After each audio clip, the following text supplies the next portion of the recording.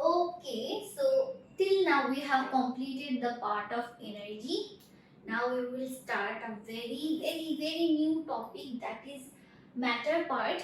So it's a very new topic for you. I hope you pay your full concentration here, and you will also get to learn many new things, and I hope you will also enjoy. Okay, so what is matter?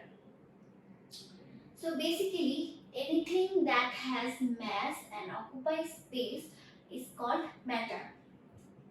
Okay, so that means matter is anything. Okay, that can be anything. Like we can see lots of stuff around us. It can be anything. Okay, that has mass. Okay, in an easy way, we can say that has weight and occupies space. That means there is a chair. When a chair is placed here, it actually occupies some space to keep its position. So yes, anything that has mass and occupies space is called matter. Okay, so here we have the air. So but we can see air, but air is still a matter. How come? Because we know, we have learned in the previous chapter that air can also occupy space. Like when we inflate a balloon, we can see the air balloon expand. Thus we can say air also occupies space. So matter is anything that has mass and occupies space. Now we will talk about atom. So atom is the smallest unit of matter. Like if we have seen a chair here, if we break down the chair, okay, I can't draw actually chair, but still, suppose this is a chair. Okay, so it's a chair. If we break the chair, we will break down it into different parts. Like I have separated the lower part, inner part. Okay, here this one we have. So if we keep break down the chair, we will get okay, from chair we get parts of chair, broken parts of chair.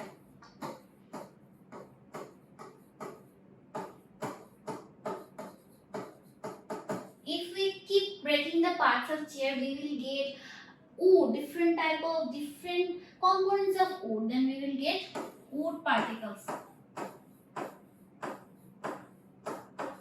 Okay, in this process, after breaking one part into another into different small particles, the smallest unit that we get is called atom, and it is the smallest unit of all the matter. Okay, here we have a picture of atom. Basically, our atom can't be seen with our naked eyes. We need to depend on some electrical devices to see. Okay, now we will talk about molecule. Basically, molecule is a combination of two or more atoms together. Like we have learned that atom is the smallest unit. Like if we keep breaking an object, we will get atom. Then these two or more atoms together actually form molecule. Like we have seen a picture. In this picture, there are one, two, or several type of atoms. So these atoms actually combine together and form molecule. And several molecules actually combine together and form a matter. That means different molecules. From one molecule, with the combination of several molecules, we get a matter. That means from atom to molecule, and from molecule we get the matter. So yes, in this way, chair or any type of object is formed. Okay, now we have reached to another important topic of our chapter, that is the state of matter. Basically, matter has three states. Okay, like solid, liquid, gas. Here we have a three state of water showing in the picture. So firstly we can see ice. Ice is the solid state of water.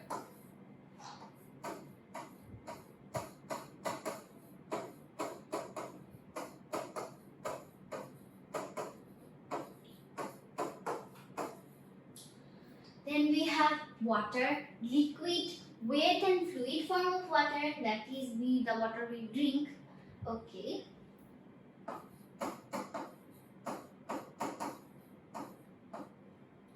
Liquid, fluid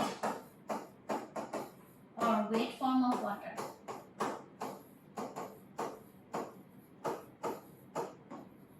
Later we have gaseous form of water.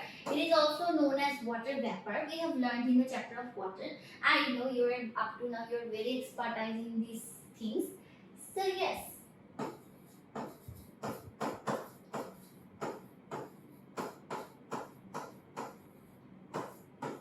Water vapor, gaseous form. So please make your mind set up that we are going to learn more harder topic now. So you have to be very expert in this topic. You have to pay full attention here. So till now we learned that a matter has three states, that is solid, liquid and gas.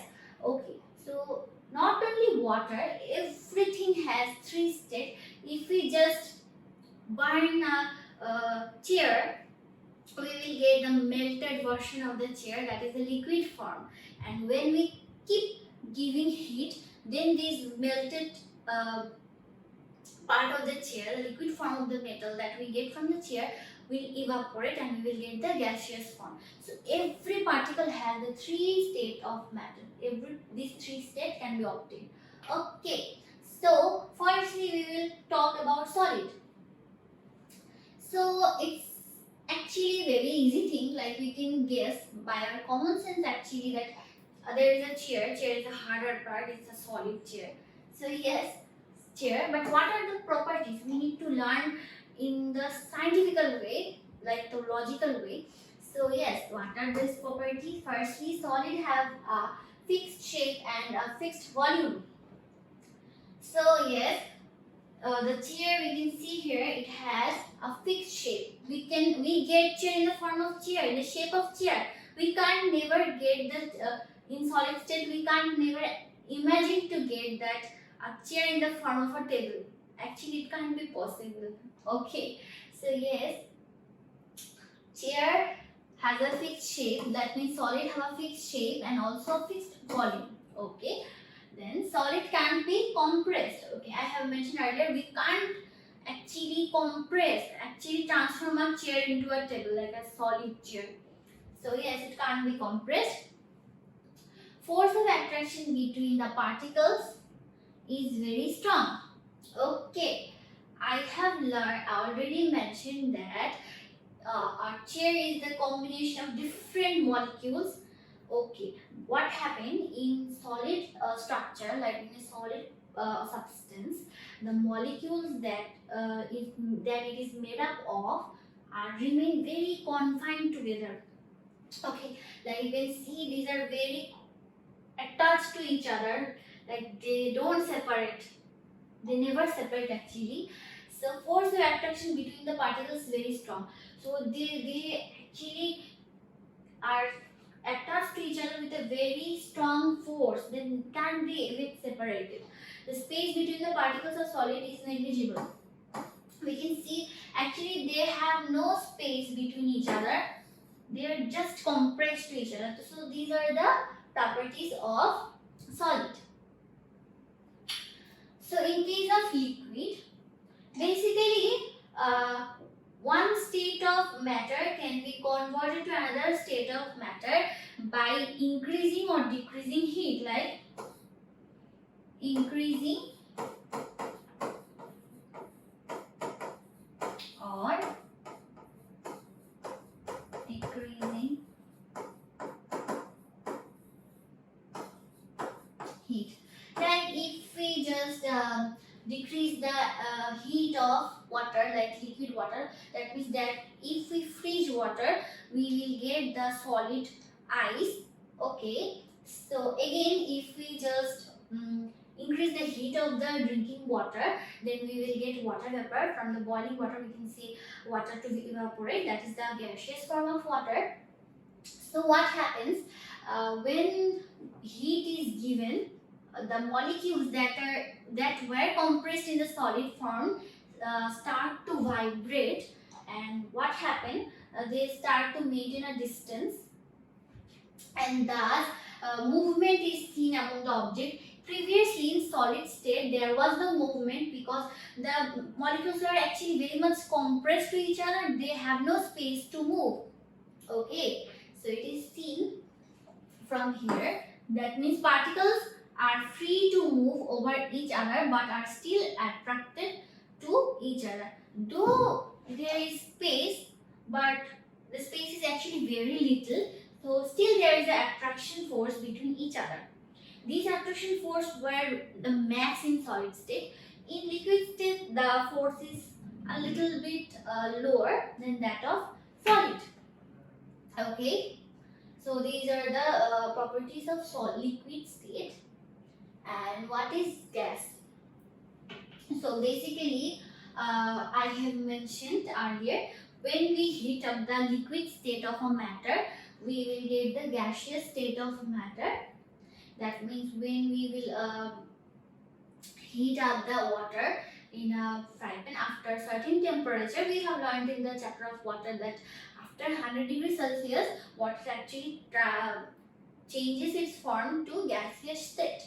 That means, okay, so what happened when heat is given, the molecule inside the gaseous particle, actually we can't see gas. Like I have a balloon here to mention, to define the state. Like when we blow a balloon, the air is inflated inside the balloon and it is expanded.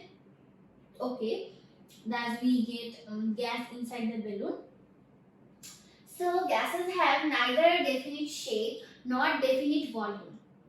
That means actually gas is something that if we confine air in a star-shaped balloon, it will take the shape of the star. If we just confine the gas in a circular shaped balloon, it will take the shape of the balloon. So it has no definite shape.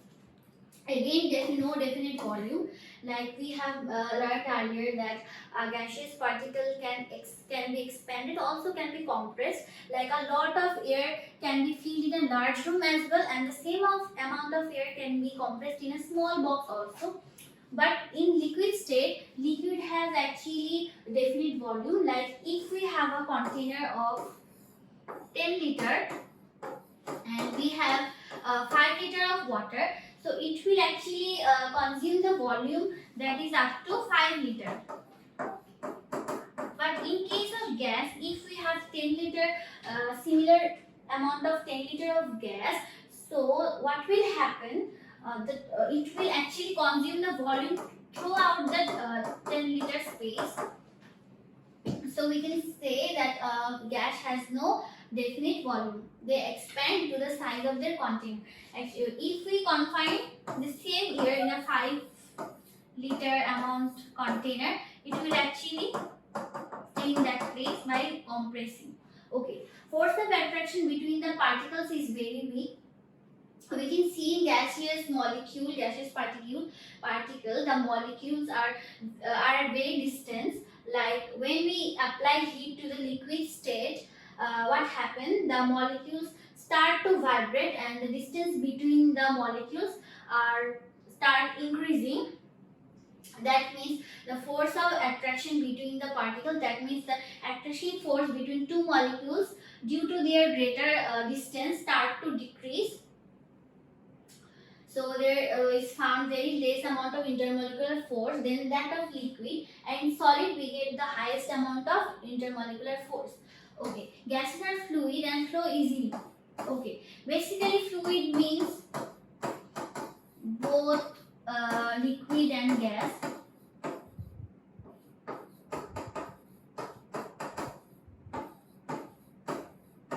Actually liquid can also flow, but the flow of gas are the max because there is no intermolecular force at all. Like we have very weak intermolecular force, so it can flow very easily. Then gases diffuse. Diffuse means to mix and spread out. Like if we spray body spray here, suddenly after some time you will see that the scent has spread towards the room. Again, if a person smoke, we will gradually find the smell of bad smoke throughout the room. So actually gases diffuse and also effuse. That means travel through small hole. So both diffusion and effusion are seen in case of gas. So these are the properties of gas particle.